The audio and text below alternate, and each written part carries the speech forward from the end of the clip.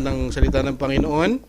Ang ating pong pagbasa ay matatagpuan sa aklat ng Lucas, Luke chapter 2, beginning verse 1 to 7. Sabay-sabay nating basahin. Now it happened that in those days went out from Caesar Augustus for a census to be taken of all the inhabited earth. This was the first census taken while Quirinius was governor of Syria, and everyone was going to be registered for the census, each to his own city. And Joseph also went up from Galilee, from the city of Nazareth to Judea, to the city of David, which is called Bethlehem, because he was of the house of the family of David, in order to register along with Mary, who was betrothed to him and was with child. Now it happened that while they were there, the days were fulfilled to her to give birth. And she gave birth to her firstborn son, and she wrapped him in a cloth and laid him in a manger. Excuse me. Guest room. Let us pray. Hallelujah. Patuloy ka naming tinataas, Panginoon, sinasamba, dinadakila. Ikaw ang Diyos na makapangyarihan sa lahat, Diyos ng mga Diyos, Hari ng mga hari, Panginoon. Sa araw na ito, patuloy ka po naming sinasamba, Panginoon. Ikaw lamang po, wala na pong iba, Panginoon, ang aming tinataas sa aming kalagitnaan, Panginoon, Lord. Tulungan niyo po kami, Lord, na mag-focus, Panginoon, sa iyong mga salita. Mag-focus, Panginoon, na ikaw po ay sambahin, Panginoon, hindi po kami madistract ng anumang mga bagay dito sa mundo, Panginoon, pagkos mag-focus kami sa iyo, O God. Salamat po, Panginoon. Dalangin po namin, Lord, as we celebrate your birth, Lord Jesus, matagpuan po namin, maintindihan po namin, Panginoon, ang tunay na diwa ng Pasko, Panginoon, tunay na ibig sabihin ng Pasko, Panginoon, sa aming buhay. Maraming salamat po, Panginoon. Ikaw lamang po ang maitaas sa pangalan ni Jesus ang lahat ng magsabi ng Amen. Amen. Praise the Lord. Naririnig po tayo sa Zoom? Okay po ba tayo sa Zoom, mga kapatid? Yung nasa mga kapatid natin sa Zoom, patiin po natin ang bawat isa. Merry Christmas. Ayun, praise the Lord. Yung cameraman natin, pwede bang igano natin yung mga, ano? Di ba dapat may cameraman? Makikita yung mga kapatid, eh, di ba? Praise the Lord. Ayun, oh. Ayun pala si Jesse, yun pala ang trabaho ni Jesse ngayon, eh, oh. Binabati po natin, sino-sino yung nasa Zoom natin. Meron ba tayo dyan sa mga kapatid sa Zoom? Meron tayo sa, sa Zoom? May attendees tayo sa Zoom, bro. Ayan. Ayun. Binabati po namin. Oh, nandito ka, bro, eh. Bakit nagta-thumbs up ka? Si Brother Anthony. Si Edward, nandito si Edward. Sister Rose, all the way from the Philippines. Okay, praise God. Purihin ng Panginoon. Merry Christmas pong muli. Ayan, salamat po. Praise the Lord. Sabi nung iba, Happy Christmas. Sabi nila, Happy Christmas. So, ang ating pong, magbe-break po tayo sa ating usual series. Actually, isa na lang sana eh. Hindi inabot eh. No? Meron pa po tayong isang pending na topic from our Inside Out series. Dalawa po yung series natin, Inside Out 1 and Inside Out 2. Ang ating pong huling topic is about nostalgia. No? Nostalgia. Pero, magbe-break po tayo from that series to give way po sa ating pong celebration, Christmas worship service. Ang ating pong title for tonight is The Simplicity of the First Christmas. Ulitin ko po, ang ating title is The Simplicity of the First Christmas. Appreciating the beauty of Christmas in its simplicity. Yan po ang ating tema. Appreciating the beauty of Christmas in its simplicity. But before that, let me share a long story actually. Na-share ko na to before during one Christmas sermon. But it is very related to our topic tonight. So let me share it again. Ang title po ng story to, A Strange Birthday Celebration. In the following story, if the following story were not true, it would surely be unbelievable. It is true, however, as you yourself will agree when you have read it. Sabi dito, there was once a great king, his love for his people knew no limits. Although the kingdom was very large, the king knew every person by name. Everything the people of the kingdom had was freely given by the loving king. Mabait yung hari, mabuti yung hari. Kilala niya by name yung mga nasasakupan niya. So to know their love and appreciation to the king for all he had done for them, the people decided to have a great celebration to honor his birthday. Para alalahanin yung birthday ng hari. Everyone agreed. It was a marvelous idea. Preparation for the celebration were very elaborate, matindi, very elaborate yung celebration. No expense was spared by the people. Talagang gumastos lahat. They adored their homes with lights, decoration, and expensive ornaments. There were parties, dinners, and celebration throughout the kingdom. All the people brought gifts for their friends and family. Many of gifts were the people gave each other were quite expensive. Mamahalin yung mga regalo nila sa bawat isa. Involving considerable indebtedness. Ibig sabihin, talagang nagkautang pa. No? Para lang magbigay ng mga gift, nagkautang pa. Siguro iPhone 16. Ano? In fact, the people spent more on the birthday celebration than they spent at any other time of the year. All throughout the year, hindi naman sila gumagastos, only that particular day. Many who were not citizens of the kingdom, hindi naman taga roon, citizen ng kingdom, and who did not even know the king, joined in celebration. Diba? Naki-join din kahit hindi naman tiga roon, hindi naman citizen. Their celebration of the king's birth was marked by excessive drinking, nagiinuman, since they did not know the king. They invented a good-natured fat fellow in a red suit. No, nag-invento sila eh. He laughed a lot but never said anything. Tawa lang ng tawa, ho ho ho. Tawa lang ng tawa daw yung fat red suit, fat man with a red suit. But that didn't matter because they were so busy celebrating to listen anyhow. The great day of celebration of his birth finally arrived, and some of his people did come bringing gifts and thanking him for his goodness to them. But to his dismay, most of the citizens never came to his house. Hindi pumunta sa bahay niya. All on the day of celebration, And the gifts brought to the king by those few who came were very meager when compared with the gifts they had given themselves. Mas napakaliit kumpara doon sa pinagbinigay nila sa bawat isa. Yung binigay daw nila doon sa hari na may birthday, abay kakarampot. Kakarampot lang yung binigay doon sa hari. For the most part, the people said they had been so busy. Busy daw kasi sila. Hindi sila pumunta sa bahay ng hari. With all the celebration and personal plans that they had forgotten about the king. Nakalimutan nila yung hari. They just celebrated. Several said they had thought of him. Inisip naman namin eh. But really could not work into their schedule or budget to come see him or bring a gift. A few were known to be quite put out when it was suggested that going to the king's house or remembering him with a gift was important. Those people who did come to his house and who brought their loving gifts were welcomed and blessed by the king. But when they had gone and he was alone again, the king fell to thinking of the vast number of his people who had forgotten and forsaken him. How could they have forgotten? Sinisip daw nung hari. Had he not loved them all? How could so many of his beloved people who had found the time and money for shopping and feasting and partying and decorating and all sorts of celebration, how could they possibly be so thoughtless, so ungrateful, or selfish? Did they not know that he too had feelings? Was not the purpose of the birthday celebration original planned to honor him? When the king was alone, pondering this question, he felt the tears well up in his eyes, and in his loneliness he wept. One thought brought some hope and consolation. Even though they had forgotten him, he had not forgotten them.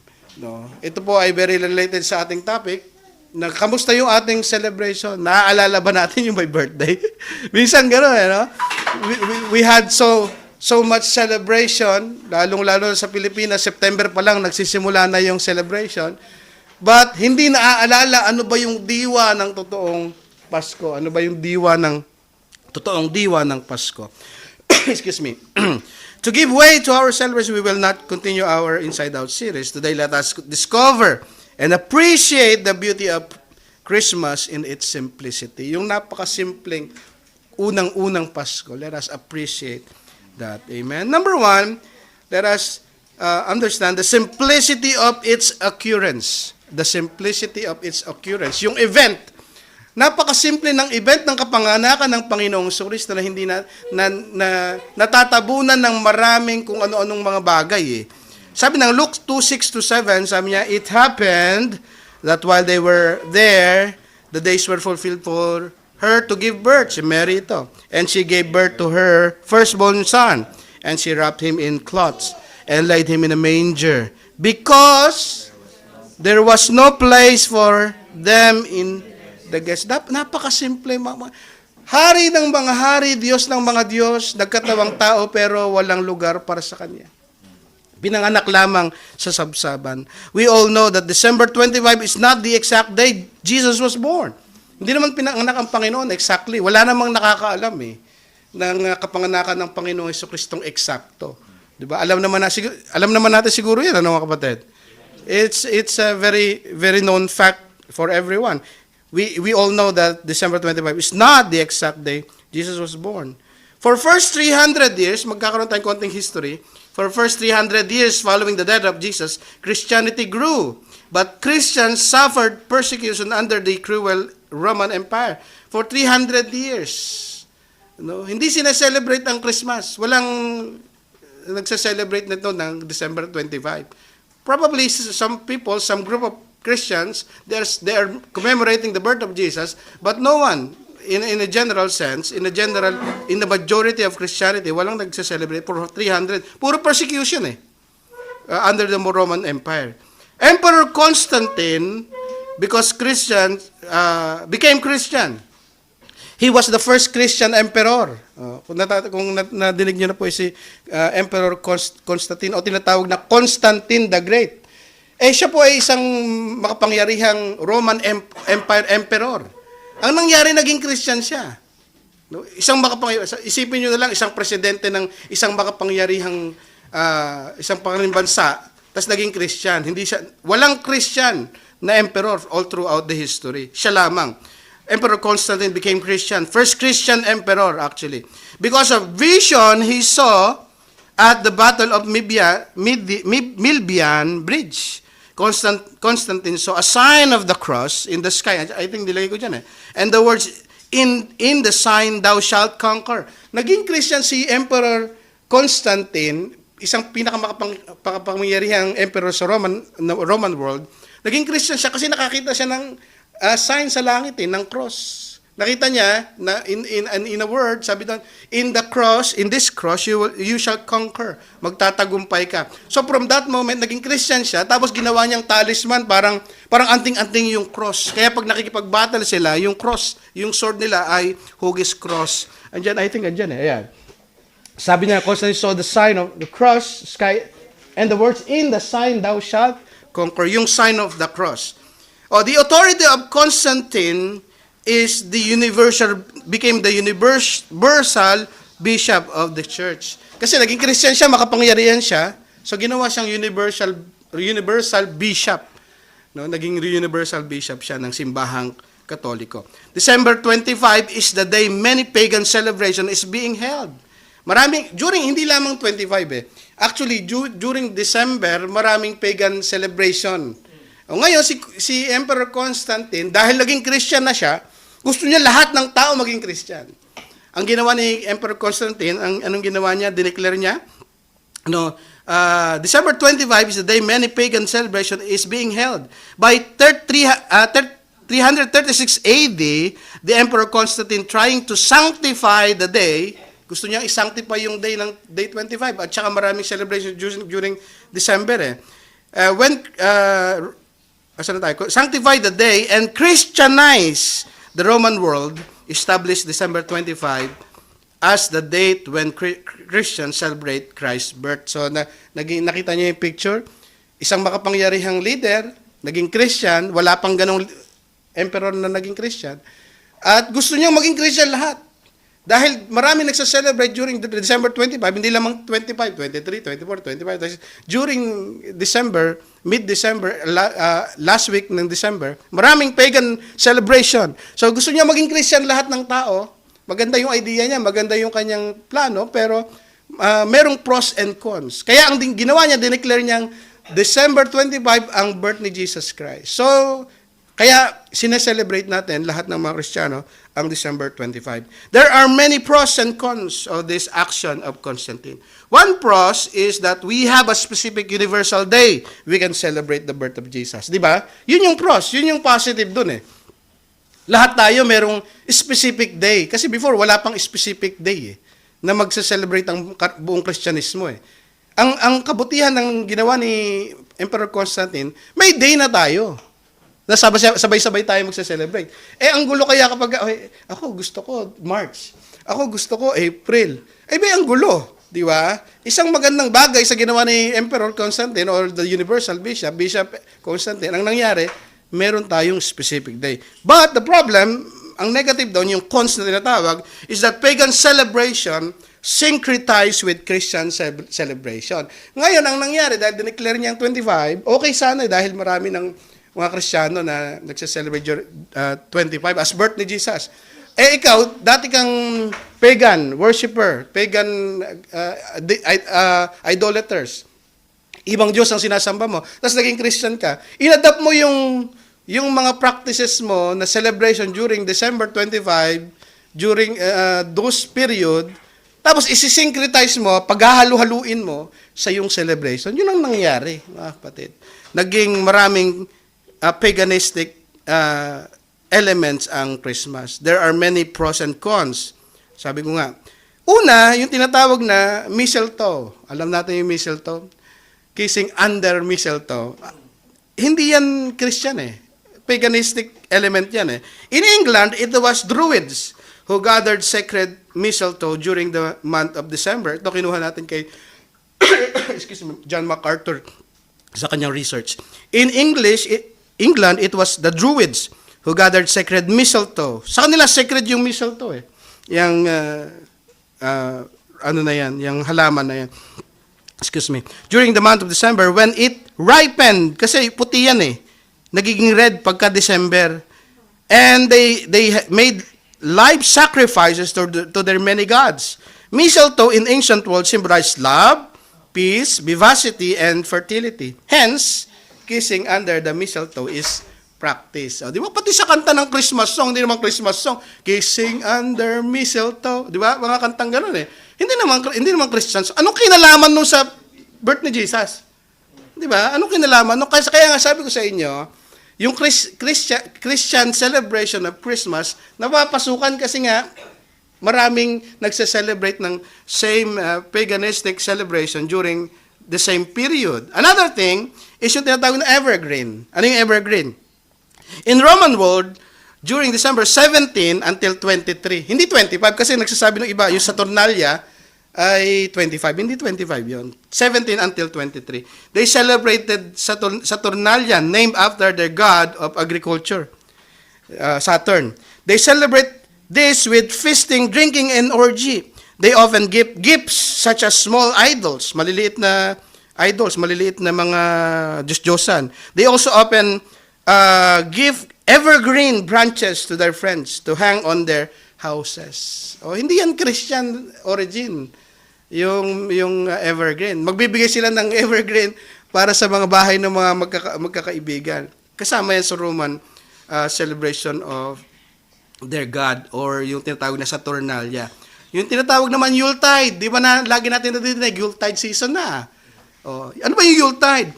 In the really barbaric Northlands, among the Norsemen, a similar winter festival was held, and it was called Yule. Ano ibig sabihin ng Yule? Or Yuletide, as we refer to it. It was in honor of the gods Odin and Thor. Sino nanonood ng Avengers?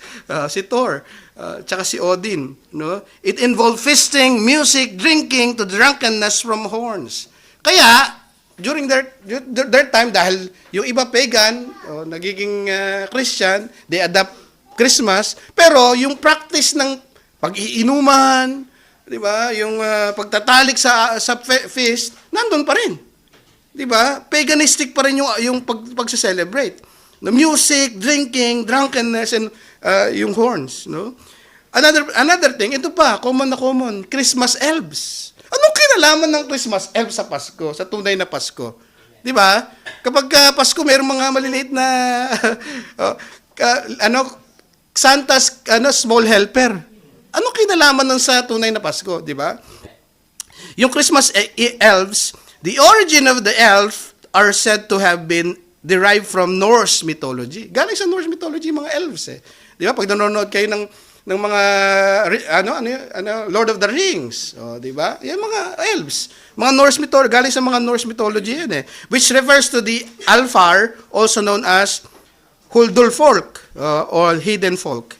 Okay? So yung Christmas elves, hindi yan Christian. Nung pinanganak ba si Jesus, dumalaw yung mga yung mga elves at nagbigay ng mga regalo. Hindi yan Christian mga kapatid eh. So nakita natin yung celebration, napakaganda, napakasimple lang eh. Ano ang Christmas? Birth ni Jesus Christ. Dahil nga sa ginawa ni Constantine, sinabay niya sa maraming pagan festival, maganda, meron tayong day ng pagse-celebrate. Pero ang nangyari, nag-syncretize, nahaluan ng maraming pagan celebration. Diba? Katulad natin, kapag tayo ay nakakilala sa Panginoon, may mga practices pa tayong hindi naman dapat eh. Diba? Dati, nung mga bago pa tayo, diba? Naging born again tayo, pero may mga practices pa tayong ina-adapt. Andiyan pa ba kayo mga kapatid? Meron mga hindi naman mga biblical na practices. So, ganun ang nangyari. So, putting the birth of Jesus on the same day with many pagan celebration or festives, clutter the celebration of the birth of Jesus. Yun ang nangyari. Na-clutter. Maraming kung ano-anong humalo.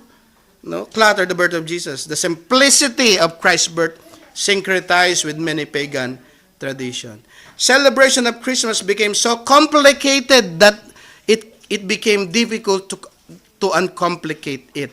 Because of elaborate celebration, we tend to forget the true event that transpired. Nakakalimutan natin yung totoong nangyari dahil ang dami-daming elaborate celebration, ang dami-daming pinasok sa Christmas, ang daming humalo sa Christmas, nakalimutan natin ano ba talaga ang ibig sabihin.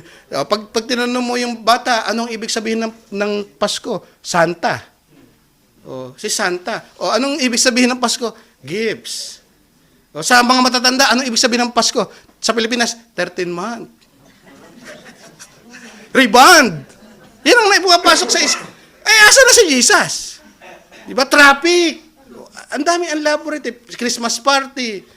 Ang daming nag-i-elaborate ng mga bagay, napakasimple lang ng ibig sabihin ng Pasko, kapanganakan ng Panginoon Jesucristo. A very simple occurrence or event of Christ, the first Christmas, is that the Savior of the world was born in a manger. Napakasimple ng meaning ng Pasko. The Savior of the world was born in a manger. Kaya napakaganda ng ginawa ng ating worship team eh. Kinanta nila yung at the cross di ba? Yun ang ibig sabihin. Kapag hindi mo naintindihan yung birth ni Jesus, hindi mo kakantahin yun eh. Kasi yun talaga yun eh. Bakit ba pumunta si Jesus? To save us all, mga kapatid. Diyan, sabi dito, the God who made the universe incarnated in the flesh in one indivisible person of Christ. O yung tinatawag na hypostatic union. The word incarnation comes from the Latin carnes, flesh, which means in the flesh. Yung ating Diyos naglalang ng langit at lupa ay nagkatawang tao. Kaya incarnation from the Latin word carnes, flesh. John 1:14, anong sabi ng John 1:14?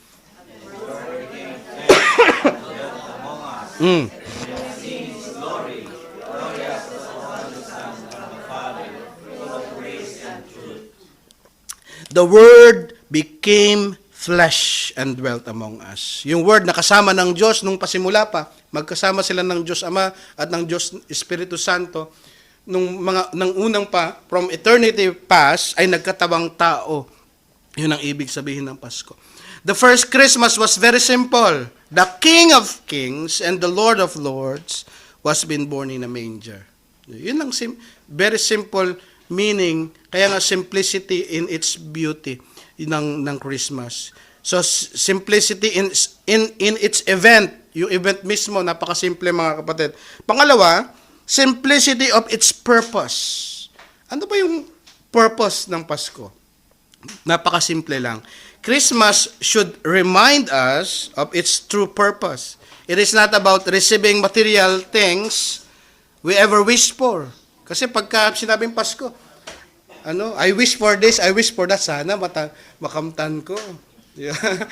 Sana ngayong Pasko. Di ba? Sana ngayong Pasko ito ang di ba? Ang dami nating pag Pasko, inaasam-asam nating makamtan yung mga material na bagay. Hindi yan ang ibig sabihin ng Pasko. It is not about feasting, drinking, and partying. Maganda yun kasi there is celebration. We gather together to fellowship to one another. But it's not the very purpose of Christmas. Hindi yun yung pinaka-purpose ng Christmas. Ano ba yung purpose ng Christmas? The purpose is in the name. Ulitin ko mga kapatid, ang purpose ng Christmas is in the name of Jesus. Jesus means Yahweh saves. Pag sinabi mong Jesus, ang ibig sabihin nun, Yahweh saves or the Lord saves. Yung very meaning ng pangalan ni Jesus, andun yung purpose. Kaya nga the purpose is in the name. Matthew 1:21, anong sabi dyan? She will bear a son. You shall call his name Jesus. Bakit? From their sin. Yung ibig sabihin ng pangalan ni Jesus, Jesus is Yahweh saves or the Lord saves. For He will save His people. Ang purpose ng Panginoon, nandun sa pangalan niya eh. Bakit siya pumunta dito sa lupa? To save you and me. Amen? Para iligtas tayong lahat. Luke 19:10, for the Son of Man came to seek and save the lost. Yan ang purpose ng Pasko mga kapatid. Para tayo ay iligtas. The Savior came to die, mga kapatid. Amen? The Savior, bakit siya pumunta? Bakit siya nagkatawang lupa, mga kapatid? Nagkatawang tao. Bakit? Para mamatay. Napaka-tragic para sa iisipin natin, no? Ang purpose para mamatay para sa ating lahat, no? Pero yun ang ginamit ng Panginoon para tayo ay iligtas. The purpose of Christ's birth is to be propitiation for our sins. 1 Timothy 1:15, it is trustworthy, saying, sabi dyan, and deserving full acceptance, that Christ Jesus came into the world to save sinners, among whom I am foremost. Tandaan natin, kapag sineselebrate natin ang Pasko, tandaan natin ito. Ang Panginoong Hesukristo ay naparito sa lupa para iligtas ang mga makasalanan, na ako ang number 1 pa sa mundong makasalanan. Dapat ganoon ang mentality natin. Si Paul itong nagsasalita. Naparito ang Panginoon upang iligtas ang mga makasalanan at ako ang number 1 pinakamakasalanan. So pagka Pasko mga kapatid, it's not just about giving, it's not about receiving gifts, it's not about partying. Tandaan natin, ako'y makasalanan. Dumating ang Panginoon Jesucristo para iligtas akong isang makasalanan. Isaiah 53, verse 5, but He was pierced for our transgression, He was crushed for our iniquities. Upon Him was the chastisement that brought us peace, and with His wounds we are healed. Dahil sa ginawa sa Panginoong Hesukristo, no? Dahil sa kanyang pasakit na naranasan, ito'y dahil sa ating mga kasalanan. Di ba meron niyang nagsabi pastor tinanong niya yung mga audience, sabi niya, sino ang pumatay kay Jesus? Sabi ng mga tanong ng pastor, sabi ng mga audience, sabi nila, mga Romans, mga Romano. Mali, sabi ng pastor. Ikaw. Bakit ba namatay si Jesus? Dahil sa atin. Dahil sa ating mga kasalanan. He is a propitiation for our sins. Dahil sa ating mga kasalanan kaya napako ang Panginoon sa namatay. Thirdly, this reveals the wretchedness of man. Yung pagdating ng Panginoon Jesucristo, nagpapakita ito na tayo ay utterly sinful. Wala tayong kakayanan. We are hopeless pagdating sa ating sarili. Hindi natin kayang ligtas ang ating sarili. So yung pagdating ng Panginoong Jesucristo, nagpapakita ito ng wretchedness of man. na tayo ay mga makasalanan, lubos na makasalanan. The utter sinfulness of man, that there is no means they can save themselves from the penalty. We are all miserable. Kung wala ang Panginoong Kristo, diba? Kung hindi darating, hindi bababa, ipanganganak ang Panginoong Kristo, we are miserable. We are wretched. Wala tayong pag-asa. Romans 7:24-25a, sabi diyan, wretched men, tayo ay utterly miserable. Sabi diyan, that I am, who will deliver me from the body of this death? Anong sabi niya? Amen? Andiyan, kaya basahin natin lahat sabay-sabay mga kapatid. Wretched man, who will deliver me from the body of this death? Thanks be to God. Sabi niya, sino magliligtas sa akin? Wretched, I am miserable, hopeless. Sino magliligtas sa akin sa kamatayan? Pero thanks be to God. Nandyan si Jesus Christ na nagligtas sa ating lahat. So yun ang ibig sabihin ng Pasko. It reveals the wretchedness of man na wala tayong pag-asa. We are miserable kung hindi darating ang Panginoong Jesucristo. That we cannot save ourselves. No, binigay na nga sa atin ng law. Wala namang nakatupad dyan eh. So, Christmas is not about all this. No? Tingnan natin yung picture. Christmas is not about this. But it's about this, mga kapatid. Next picture. Amen? Ulitin ko, hindi nyo nakuha mga kapatid eh. Christmas is not about this. It's not about partying. It's not about gifts. Yes, kasama yan sa celebration, but it's not about that. Let us be reminded that Christmas is all about this. Jesus, our Savior, came on earth para iligtas tayong lahat, mga kapatid. Amen. That's the purpose of Christmas. And lastly, simplicity of its message. Anong message ng Pasko? Anong mensahe ng Pasko? Simple lang mga kapatid. The message of Christmas is so simple. Do not let the grandiosity of our celebration engulf this simple and yet essential message. Number one, it shows us what's really important. Anong mensahe ng Pasko pinakikita sa atin? Ano ba talaga ang mas mahalaga? Material na bagay o kaluluwa? Pinakikita sa atin ng Pasko ang tunay na maimportanteng bagay. The salvation of our soul is the utmost important. Pinakikita ng Pasko, mga kapatid, it's not about gifts. Ang pinakamahalaga sa Pasko ay yung ating kaluluwa, ang kaligtasan ng ating kaluluwa. Salvation is what really important this Christmas. Even you receive the best gift you had wished for, and yet you haven't received the greatest gift of all, you are the most miserable person. Nakamtan mo nga yung pangarap mong regalo. Sana ngayong Pasko, ito, Santa. Santanas pala yung niya eh. Yun, di ba? Yung may pelikula sa Pilipinas eh. Di ba? Yung nakamtan mo, Lamborghini. Sabi, nag-aaway yung dalawa kong anak eh. Hindi Lamborghini. Basta, yun na yun. Nag-aaway sila, hindi, Lamborghini. O nakamtan mo, nakuha mo. Ngayong Pasko, yung kaluluwa mo na may mapapahamak. Anong saysay nun? So, ang Pasko, it reminds us what really important, which is the salvation of our soul. Kasi nga, bumaba ang Panginoon para iligtas tayo. Yun yung pinakamahalaga eh. John 3:16, sinabi natin kanina, sinabi ng ating worship leader, sabi niya, for God so loved the world, that He gave His only begotten Son, that whosoever believe in Him, shall not perish, shall not die, but have everlasting life. Ganun lamang ang pag-ibig ng Diyos sa atin. Kaya ibinigay niya ang bugtong niyang anak upang ang sinumang manampalataya ay hindi mapahamak, bagkus magkaroon ng buhay na walang hanggan. That's the very simple message of Christmas. Salvation is a gift from God. Ito'y regalo ng Diyos. Meron kang regalong material, pero wala ka nung regalong eternal salvation, ay wala rin. Romans 6:23, for the wages of sin is death, and the gift of God is eternal life. Ang tanong ko sa inyo sa gabing ito, meron ka na ba nung regalo ng Diyos na kaligtasan na yon? Kasi kung meron ka man ng inaasam mong regalo, ngunit wala kang regalo ng Diyos, wala rin. So, ang message ng Pasko, it shows us what's really important. Another thing, the message of Christmas is it teaches us to check our priorities.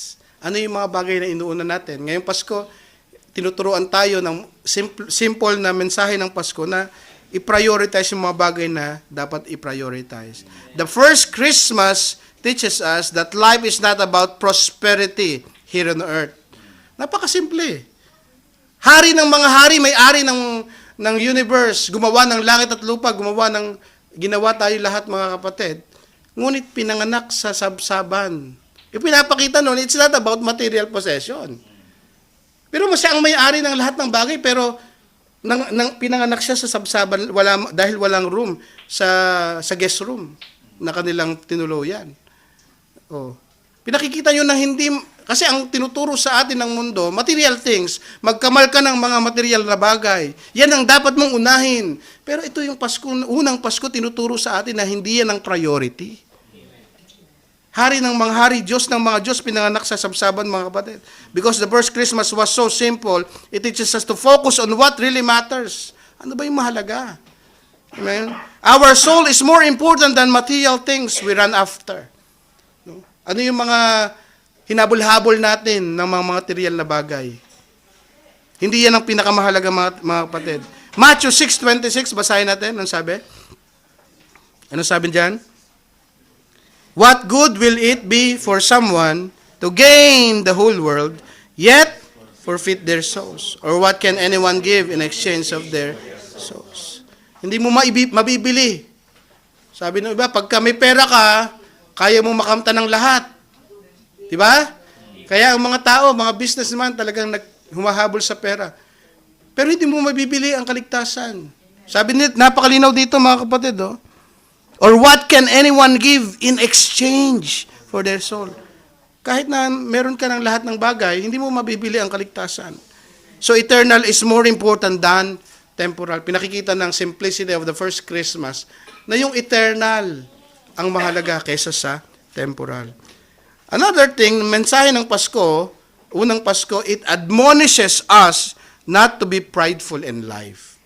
Tinuturuan tayo, kinokorek tayo, mga kapatid, ng unang Pasko na hindi magyabang. Hindi maging mataas. Amen? Jesus who created the universe lived in humility for us to imitate. Ang Diyos na may-ari ng universe, hindi si Pastor Kibuloy ang may-ari ng universe. Si Jesus na may-ari ng universe who created everything, sabi ng Biblia, John 1:3, apart from Him, nothing was been made that has been made. Walang nalikha kung wala si Jesus. He is the creator of the universe. And yet, pinanganak at namuhay ng simple. Sabi nga niya, wala man lang matulugan ang Panginoong Hesukristo. Foxes have holes. Sabi niya, may tutulugan itong mga hayop, pero ang anak ng Diyos, ang anak ng tao ay walang masisilungan. Napakasimple ng buhay ng Panginoong Jesucristo. Pinakikita nito sa atin na maging humble sa buhay. Philippians 2:5-7, sabi niya, have this way of thinking in yourselves, which was also in Christ Jesus, who although existing in the form of God, did not regard equality with God, things to be grasped, but emptied himself by taking the form of a slave, by being made in the likeness of man. Nagpakababa ang Panginoon Jesucristo para iligtas tayong lahat, mga kapatid. Siya na Diyos in the form of God. Kaya tinuturo sa atin na magpakababa. Siya nga Diyos nagkatawang tao. Ang iba sa atin, tao pero gustong maging Diyos. Nagpapaka-Diyos. No? In a simple way, sa mga kumpanya, akala mo, ikaw may-ari ng kumpanya. O, di ba? Ay, hindi ganun mga kapatid, magpakababa tayo. Siya nga, Diyos nagkatawang tao in the form of slaves. Pero tayo, tumulad sa Panginoon. It teaches us not to be prideful in life. Lastly, it prompts us to love our neighbor. Christmas is about selfless giving. It is about loving our neighbor. Kasi nga si Jesus ang Diyos Ama, minahal tayong lahat, kaya ibinigay niya ang bugtong niyang anak. Gayon din si Jesus, out of selfless love or agape love, sa pag-ibig sa ating lahat, inialay niya ang kanyang buhay para sa atin. Andiyan kayo mga kapatid? So, pinapaalala sa atin ng Pasko, na ang Pasko is not about receiving, Di ba? But it's about giving. Andiyan kayo ulitin ko mga kapatid, Christmas is not about receiving. Ano kayo matatanggap ko? O, ano kaya bibigay sa akin nung nakabunot ko mamaya? It's about giving. Amen? It prompts us to love our neighbor. Sabihin nga natin sa tabi natin, I love you with the love of the Lord.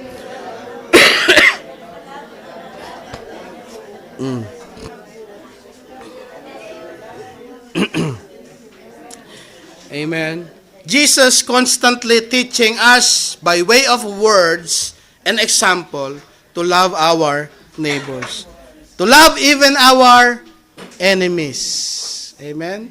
So ngayong Pasko, kung may mga kaaway kayo, ay i-message nyo na, Merry Christmas. Abay, magugulat yun. Abay, baka namamas ko to Ano? It's about loving our neighbors, even our enemies. Kasi kaaway tayo ng Diyos pero minahal tayo ng Panginoon. 1 John 3:16-17, ano sabi diyan? By this we have known love. Naintindihan natin ng love, ano daw? That He laid down His life for us. And we ought to lay down our lives for the brothers. But whoever has the world's good and sees his brother in need and closes his heart against him, how does the love of God abide in him? So, ang Pasko dapat pinapaalala sa atin na alalahanin din natin yung mga nangangailangan. Nandiyan kayo? Amen. Hindi yung ano yung matatanggap ko, ano yung maibibigay mo. Di ba? Kasi may mga nangangailangan Kasi nga si Jesus, ibinigay niya ang kanyang buhay, yun ang ibig sabihin ng pag-ibig. Pagbibigay, selfless love, sacrificial love. Pinakita sa atin ng Panginoon. Kaya napakaganda ng verse, John 3:16-17, 1 John 3:16-17. By this we have known love. Naintindihan natin ano yung love. That He laid down His life for us. Pinanganak siya para ibigay ang kanyang buhay para sa atin. And we ought to lay down our lives for the brother.